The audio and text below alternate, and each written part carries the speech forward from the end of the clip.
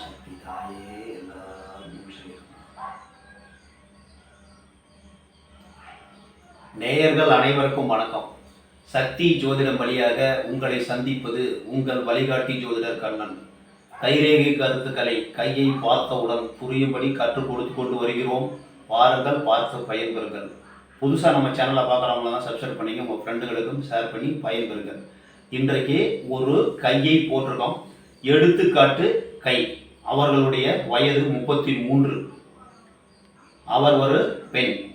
அவருடைய கைரேகை பற்றி தான் நம்ம போட்டிருக்கோம். இப்போ அவருடைய கைரேகை அமைப்பை நம்ம படத்தில் போட்டிருக்கோம். வாங்க பார்ப்போம். இது ஒரு அவருடைய கைரேகை அமைப்பு. இந்த கைரேகை அமைப்பை எடுத்த உடனே முதல்ல என்ன பார்க்கணும், நம்ம ஆயுள் ரேகை எப்படி இருக்கு அப்படின்னு பார்க்கணும். ஆயுள் ரேகை சுக்கிரமேடு எப்படி இருக்குன்னு பார்க்கணும். சுக்கிரமேடு மிகவும் சிறப்பாக உயர்ந்து இருக்கிறது. ஆயுள் ரேகையும் பங்கப்படாமல் இருக்கிறது. ஆயுளுக்கு எந்த விதமான பங்கமுமே இல்லை. இதை பார்த்துட்டு தான் மற்றதை பார்க்கணும். மற்றது எதை பார்க்கணும், மேடுகளை பார்க்கணும். என்னென்ன மேடு கையில நல்லா இருக்குதோ அதன்படிதான் அவர்களுடைய வாழ்க்கை நன்றாக இருப்பதற்கு அந்த எண்ணம் உயர்வாக இருக்கும் அப்படிங்கிறத முடிவு பண்ணிக்கணும். இப்ப இந்த மேட்ல குருமேடு நல்லா சிறப்பா இருக்கு சார். குருமேடு நல்லா உயர்வா இருக்கு. சுக்கிரமேடு நல்லா இருக்கு. செவ்வாய் மேடு 2 செவ்வாயும் உயர்வாக இருக்குது. சூரியன் மேடும் உயர்வாக இருக்குது. சனி மேடு என்ன பண்ணுது, குருமேட்டு பக்கம் சார்ந்து இருக்கு. குருமேடு பக்கம் உயர்வா இருக்கனால குருமேட்டு பக்கம் சார்ந்து இருக்கு. புதன் என்ன பண்றாரு, சூரியன் பக்கம் சார்ந்து இருக்கிறார். சந்திர பகவான் சமமான நிலையில் இருக்கிறார். சந்திரன் தாய் கிரகம், அது சமமா இருக்கிறதுக்கு, சமமா இருந்தா ஒன்றும் பிரச்சனை இல்லை, அதுவே போதும் வாழ்க்கைக்கு. இந்த மாதிரி நம்ம எடுத்தோடனே பார்த்தோன்னே முதல்ல நம்ம ஆயுள் ரேகையை பார்த்துட்டோம். ஆயுள் ரேகையில் எந்த விதமான பங்கமும் கிடையாது. ஆயுளை பொறுத்தவரை நல்லா இருக்கு. கங்கண ரேகையும் 3 இருக்கு. வாழ்வில் 80 வயசுக்கு மேல நல்லா இருக்கிறதுக்கு சான்சஸ் இருக்கு அப்படின்னு கண்டுபிடிச்சிட்டோம். அதுக்கப்புறமா புத்தி ரேகை எப்படி இருக்குன்னு பார்க்குறோம். புத்தி ரேகை நல்லா சிறப்பா இருக்கு. குருமேடு நல்லா இருக்கு. புதன் மேடு நல்லா இருக்கு. அப்போ இவர்கள் படிப்பில் சிறந்து ஒரு 4-5 டிகிரிக்கு மேல நிறைய படிச்சிருக்காங்க, ஒரு டீச்சரா இருக்கிறாங்கன்னு நம்ம முடிவு பண்ணிக்கலாம். அதாவது படிப்பு, உயர்ந்த படிப்பு. அவர்கள் மனம் என்ன சொல்கிறதோ அந்த வேலை செய்வதற்கு வாய்ப்புகள் உண்டு அப்படின்னு நம்ம முடிவு பண்ணிக்கணும். இந்த வேலைன்னு அது படிப்பு நிறைய இருந்ததுன்னா எந்த வேலைக்கு வேணாலும் போகலாம். ஆனா இவர்கள் டீச்சர் வேலை செஞ்சுக்கிட்டு இருக்காங்க. நல்ல நிறைய பட்ட படிப்பு படிச்சிருக்கிறாங்க. புத்தி ரேகை நல்லா இருக்கு. வாழ்க்கையில் சிறந்த அமைப்பு. இப்போ திருமணத்தை பார்த்தீங்கன்னா, திருமணத்துக்கு வந்து புத்தி ரேகை நல்லா இருக்கு. ஆயுள் ரேகை நல்லா இருக்கு. புத்தி ரேகை நல்லா இருக்கு. இறுதி ரேகை வந்து குருமேட்டுக்கும் சனி மேட்டுக்கும் இடையில முடியுது. விதி ரேகை சந்திரமேட்டுல இருந்து ஆரம்பிச்சு புத்தி ரேகையோட நின்று போயிருது. அதுக்கப்புறம் ஒரு ரேகை ஆரம்பிச்சு 50ஓட நிற்குது. அதுக்கப்புறம் 50க்கு மேல ஒரு விதி ரேகை ஆரம்பிக்குது. அப்போ 3 கட்டமாக இவர்களுக்கு பணம் வருமானம் வருவதற்கு வாய்ப்புண்டு, வேலை கிடைப்பதற்கு வாய்ப்புண்டு, பொருளாதாரம் உயர்வதற்கு வாய்ப்புண்டு. இப்ப நம்ம திருமண வாழ்க்கைக்கு வந்துடணும். திருமணத்தை பொறுத்தவரைக்கும் முதல்ல ஒரு 18ல இருந்து ஒரு 23க்குள்ள இவருக்கு திருமணம் நடந்தது. லவ் மேரேஜ் எப்படி நடக்கும், சந்திரமேட்ல இருந்து விதி ரேகை போறதுனால லவ் பண்ணி கல்யாணம் பண்ணாங்க. லவ் அதாவது சுக்கிரன் அதிகமா இருக்கிறாரு, செவ்வாய் அதிகமா இருக்கிறாரு. செவ்வாய் அதிகமா இருந்து சுக்கிரன் அதிகமா இருந்தா ஆசையை உண்டு பண்ணுவார்கள். செவ்வாய் வந்து நல்ல தைரியத்தை உண்டு பண்ணும், வீரத்தை உண்டு பண்ணும். அப்படிங்கும்போது சந்திரமேட்ல இருந்து விதி ரேகையும் போறதுனால கண்டிப்பாக காதல் திருமணம் நடப்பதற்கு வாய்ப்பு உண்டு. இப்ப 23க்குள்ள காதல் திருமணம் முடிஞ்சிடுச்சு. எத்தனை குழந்தைன்னு பார்த்தா 2 குழந்தையும் பிறந்துருச்சு. அதுக்கு அப்புறமா 27 25 to 27 இந்த இறுதி ரேகையும் புத்தி ரேகையும் ஜாயிண்ட் ஆகுறாங்க. இறுதி ரேகையில இருந்து ஒரு ரேகை புத்தி ரேகையை போய் டச் பண்ணுது. அப்படிங்கும் போது ஒரு விபத்து, மன அதிர்ச்சி நடக்கிறது. 25ல 27க்குள்ள ஒரு மன அதிர்ச்சி சம்பவங்கள் நடக்கிறது. அதெல்லாம் 30க்குள்ள சொல்லலாம். ஒரு வயசு 2 வயசு முன்ன பின்ன வச்சுக்கலாம். ஒரு மன அதிர்ச்சி தரக்கூடிய ஒரு விபத்து நடக்கலாம், இல்ல வேண்டியவர் மரணம் அடையலாம், விவாகரத்து நடக்கலாம்.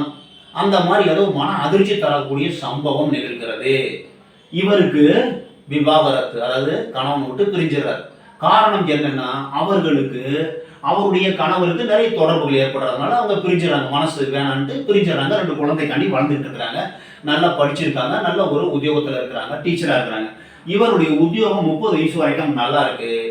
அதுக்கு அப்புறமா ஒரு 30ல இருந்து 50 வயசு வரைக்கும் நல்ல ஒரு ஒரு ஆப்பர்ச்சுனிட்டி கிடைச்சி நல்ல ஒரு வேலையில் இருக்கிறதுக்கு வாய்ப்புகள் இருக்கு. அதுக்கப்புறம் 50 வயசுக்கு மேலே விதி ரேகை மாற்றமாகி போகிறதுக்கு சான்சஸ் இருக்கு. 52ல இருந்து உங்களுக்கு சூரிய ரேகை விதி இறுதி ரேகையிலேருந்து ஆரம்பிச்சிருக்கிறதுனால சூரிய ரேகை ஆரம்பிச்சிருக்கிறதுனால சூரிய ரேகை மூலமாக வாழ்வில் வெற்றி 52 வயசுக்கு மேலே வெற்றி, புகழ், செல்வம், செல்வாக்கு இதெல்லாம் நிகழ்வதற்கு வாய்ப்புகள் உண்டு. அதே மாதிரி புதன் வீட்டில் பார்த்தோம்னா 2 ரேகை இருக்கு.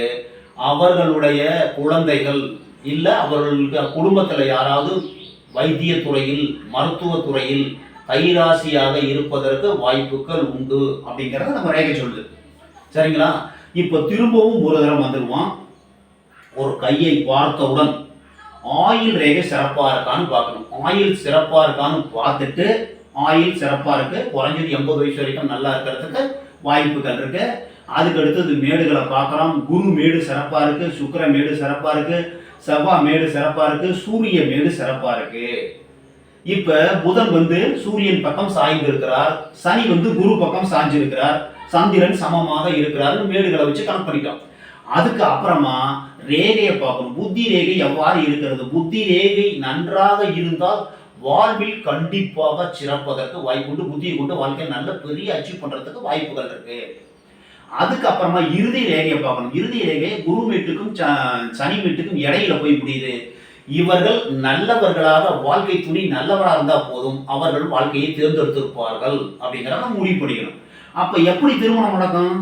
இப்ப சுக்கிரன் வீடு நல்லா இருக்கு, செவ்வாய் வீடு நல்லா இருக்கு, சந்திரன் விதி ரேகை போகுதுன்னா காதல் திருமணம் கண்டிப்பாக நடப்பதற்கு வாய்ப்புகள் உண்டு. நடந்திருக்கு. காதல் திருமணம் தான் பண்ணிட்டாங்க. பண்ணிட்டதுக்கு அப்புறம் எத்தனை குழந்தை பார்த்தா 2 குழந்தை இருக்கிறதுக்கு வாய்ப்புகள் இருக்கு.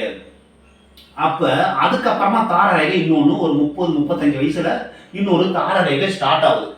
இது எப்படி முடியும் அப்படிங்கிறது அவங்க கையில தான் இருக்கு. ஏன்னா புத்தி ரேகை நன்றாக இருக்கிறது. புத்தியை கொண்டு இவர்கள் குழந்தைக்காண்டி வாழலாம், வேணாம். ஆனா ஆப்பர்ச்சுனிட்டி நிறைய வரும். நல்லா புரிஞ்சுங்க. அவர்கள் அழகானவர்களாக இருப்பதற்கு வாய்ப்பு. சுக்கிரமேடு நல்லா இருக்கு, செவ்வாய்மேடு நல்லா இருக்கு, குருமேடு நல்லா இருக்கு.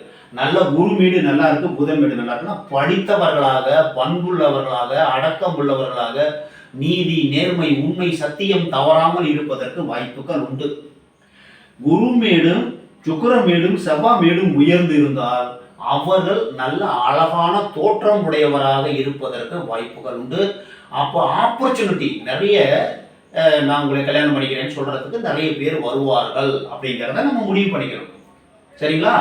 அப்படிங்கும்போது இந்த ஒரு 27-30 வயசுக்குள்ளார ஒரு டைவர்ஸ், அந்த விபத்து, ஒரு மன அதிர்ச்சி தரத்தக்க சம்பவம் நிகழ்ந்திருக்கிறது அப்படிங்கிறத நம்ம வச்சுக்கணும். ஆனா இருந்தால் விபத்து இல்லை அவர்களுக்கும் டைவர்ஸ் மாதிரி ஆகிறதுக்கு வாய்ப்புகள் இருக்கு. அதாவது சரியில்லாமல் வாழ்க்கை பார்ட்னர் சரியில்லாமல் அந்த மாதிரி பிரிவதற்கு கூட வாய்ப்பு உண்டு. இவர்களுக்கு இன்னொரு நட்பு தொடர்கிறது. 35 வயசுல ஒரு நட்பாக இருக்கலாம், இல்லை திருமணமாக இருக்கலாம், இல்லை ஒருத்தர் உதவி செய்யலாம். அதை எப்படி கண்டுபிடிக்கலாம்? இன்னொரு ரேகை சபாமேட்ல இருந்து விதி ரேகையோட போய் ஜாயிண்ட் ஆகுது. அப்ப அவர்கள் வாழ்க்கைக்கு உதவி செய்வதற்கு ஒரு நண்பர் வருவார். அந்த நண்பர் வாழ்க்கைக்கு ஆதாரமாக இருப்பார். பணம் சம்பாதிப்பதற்கு உதவி புரிவார். நல்லவராக இருந்து அவர் வாழ்க்கை உயர்வதற்கு உதவி செய்வார். அவர் தாரமாக வருவதற்கு கூட வாய்ப்பு உண்டு. ஆனால் அதை முடிவு செய்யக்கூடியது புத்தி, மனம். அந்த புத்தி ரேகையை மனதை கொண்டு அவர்கள் மாற்ற முடியும்.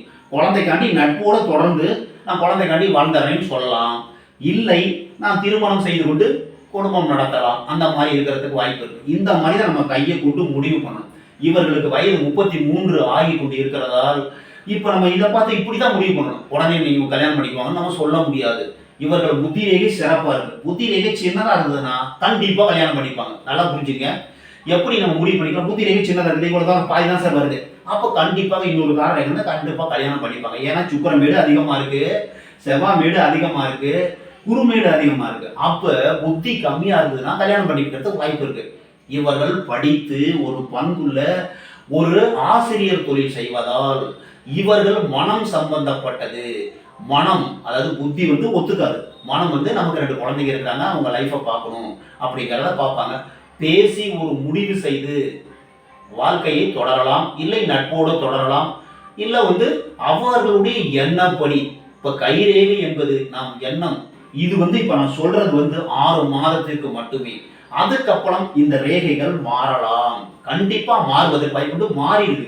மெயின் ரேகையே மாறும். மெயின் ரேகையிலிருந்து கீழே ரேகை உற்பத்தியாகும். இந்த ரேகையை வளருவதற்கு வாய்ப்புகள் உண்டு. 6 மாசம் வரைக்கும் தான் இந்த ரேகையை நம்ம பார்க்கணும். அதுக்கப்புறம் குறைஞ்சது 3 மாசத்திலேயே கூட அவர்களுக்கு ரேகை மாறுவதற்கு வாய்ப்பு உண்டு.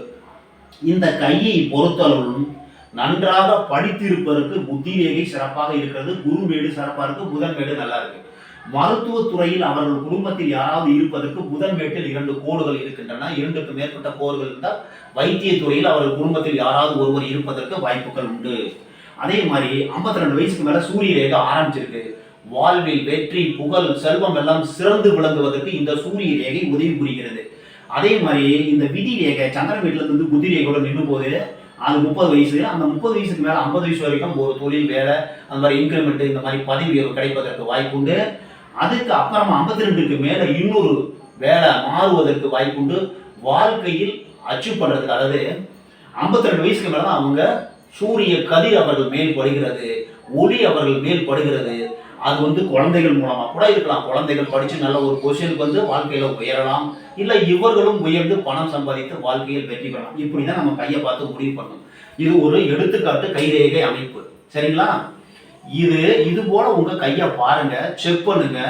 செக் பண்ணிட்டு நீங்க பொறுமையா எல்லா காணொலி நிறைய போட்டிருக்கேன். அந்த மாதிரி பார்த்துட்டு நீங்க பாருங்க. உங்க கையை பார்த்தே நீங்கள் கண்டிப்பாக பார்த்து முடிவு செய்ய முடியும் என்று கூறி மற்றும் ஒரு சிறப்பான காணொலியில் உங்களை சந்திக்கும் வரை உங்கள் வழிகாட்டி ஜோதிடர் கண்ணன். வணக்கம்.